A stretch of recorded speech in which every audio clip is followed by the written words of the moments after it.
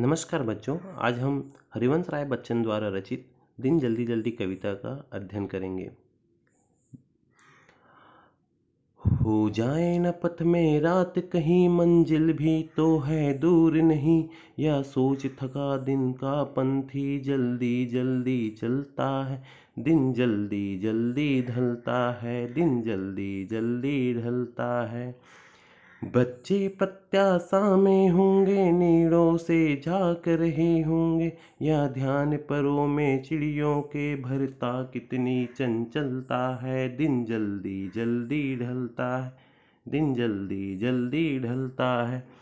मुझसे मिलने को कौन विकल, मैं हूँ किसके हित चंचल। यह प्रश्न शिथिल करता, पद को भरता, उर में विहलता है दिन, जल्दी जल्दी ढलता है दिन, जल्दी जल्दी ढलता है। अब हम इसके एक एक करके भावार्थ देखते हैं, इसके विश्लेषण करते हैं इस कविता का, है ना। दिन जल्दी जल्दी ढलता है, हो जाए न पथ में रात कहीं, मंजिल भी तो है दूर नहीं। या सोच थका दिन का पंथी, भी जल्दी जल्दी चलता है दिन, जल्दी जल्दी ढलता है। तो इसमें हम देखते हैं सबसे पहले शब्दार्थ, जो कठिन शब्द हैं उनके शब्दार्थ देख लेते हैं। पहला शब्द जो है ढलता है, जो जिसका अर्थ होता है समाप्त होना। दूसरा शब्द है पथ, इसका अर्थ होता है रास्ता। तीसरा जो है मंजिल, मंजिल का अर्थ होता है लक्ष्य, और पंथी का अर्थ होता है यात्री। अब देख लेते हैं किस संदर्भ में ये कविता को कवि ने रचित किया है। प्रस्तुत काव्यांश जो है वो दिन जल्दी जल्दी ढलता है से उद्गित है। इसके रचनाकार डॉक्टर हरिवंश राय बच्चन है, ये तो पहले भी मैंने बता दिया है। अब उसके कौन से प्रसंग को यहाँ पर लिया गया है।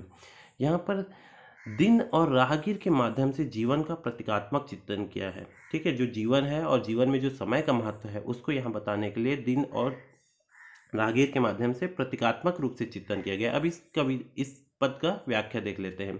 व्याख्या है, कवि ने प्रत्यक्ष रूप से तो यात्रा करने वाले व्यक्ति का चित्रण किया है, परंतु यह प्रतीकात्मक रूप से जीवन रूपी यात्रा का चित्रण भी है। मैंने पहले ही बताया कि यह प्रतीकात्मक कविता है, या जीवन को प्रतीकात्मक रूप से दिखाया है। इसमें जीवन रूपी दिन बड़ी तेजी से ढलता है। मनुष्य के मन में चिंता है कि कहीं रास्ते में भी रात न हो जाए, अर्थात जीवन का अंत उसी समय न हो जाए जबकि अभी मंजिल तक पहुंचना बाकी है। इसी कारण वह अपनी गति बढ़ा देता है, ताकि अंधकार होने से पहले ही अपने लक्ष्य पर पहुंच जाए। उसका उत्साह और भी बढ़ जाता है। ठीक है, तो कवि यह बताना चाह रहा है इसमें कि हमें लगातार चलना चाहिए, है ना।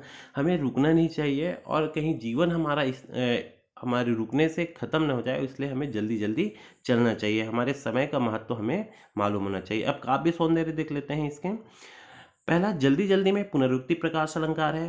दूसरा, कविता में सरल प्रतीकों का प्रयोग हुआ है। तीसरा, कविता में भाषा सरल, सहज और भावानुकूल है। चौथा, कविता के इस पद में शांत रस है। ठीक है, अब विशेष देख लेते हैं इस कविता में क्या है। कवि ने पथ और राहगीर के माध्यम से जीवन और उसमें सत्य को प्रकट किया है। ठीक है, जीवन और राहगीर के माध्यम से क्या प्रकट किया है, जीवन के सत्य को प्रकट किया है। अब देखते हैं दूसरा पद, बच्चे प्रत्याशा में होंगे, नीड़ों से झांक रहे होंगे। यह ध्यान परों में चिड़ियों के भरता, कितनी चंचलता है दिन, जल्दी जल्दी ढलता है। अब यहाँ पर कठिन शब्दार्थ देख लेते हैं। कौन सा कठिन शब्द है। प्रत्याशा, प्रत्याशा का अर्थ होता है आशा, उम्मीद। नीड़, नीड़ का अर्थ होता है घोंसला। पर का अर्थ होता है पंख, और चंचलता का अर्थ होता है अस्थिरता। अब इसके प्रसंग देख लेते हैं, कौन से प्रसंग में ये प्रस्तुत हुआ है। यहाँ पर कवि ने पक्षी और उनके चूजों, अर्थात उनके बच्चों के माध्यम से जीवन की ही बात को आगे बढ़ाया है।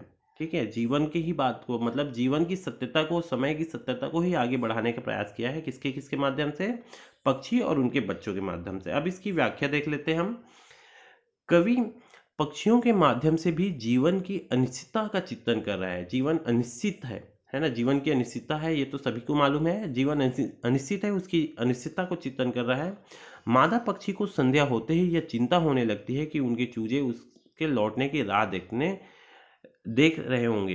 ठीक है, जो पक्षियां हैं जो दिन भर विचरण करते रहते हैं, अपने बच्चों के लिए दाना का व्यवस्था करने में उड़े रहते हैं, उनको चिंता होने लग जाती है कि राह होने वाली है और उनके बच्चे उनके रास्ता देख रहे हैं। तो वे व्याकुल होकर घोंसलों से अपनी गर्दन निकालकर पंख पंत झांक रहे होंगे अर्थात रास्ता देख रहे होंगे। मतलब बच्चे जो है वो व्याकुल हो गए होंगे अपने माता पिता के इंतजार में, उम्मीद में कि वो हमारे लिए खाना लेकर आ रहे होंगे, और अपने घोंसलों से वे पंत को निहार रहे होंगे।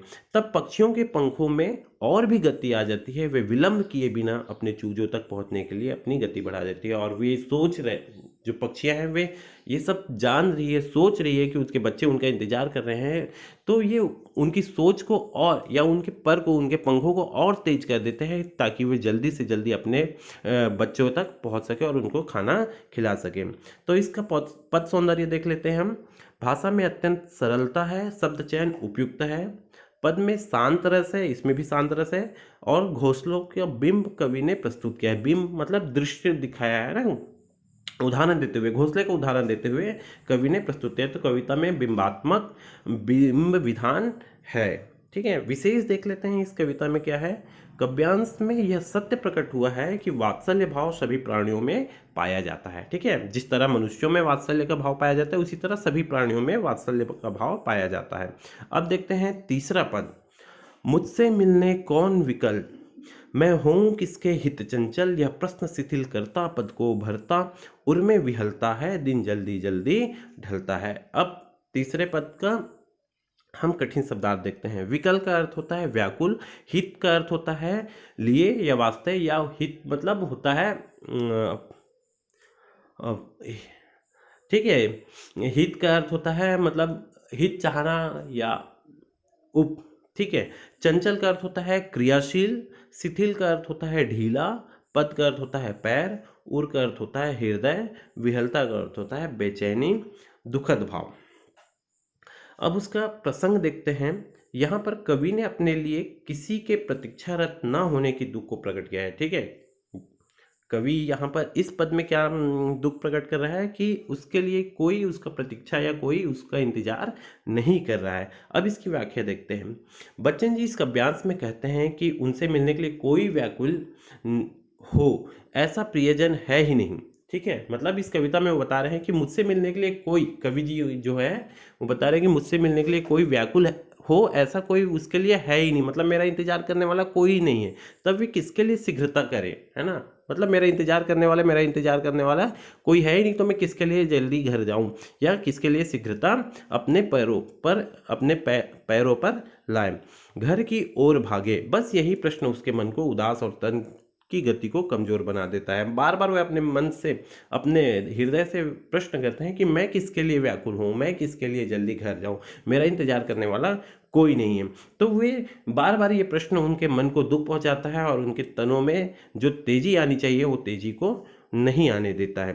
पर दिन का अवसान तो अपने क्रम को नहीं छोड़ता, मतलब जो दिन ढलते रहता है वो अपने क्रम को तो छोड़ता नहीं है, वे तो निश्चित क्रम पर चलते रहेगा, वह शीघ्रता के साथ ढलता ही जाएगा, मतलब दिन जल्दी जल्दी ढलते जाएगा, समय व्यतीत होते जाएगा।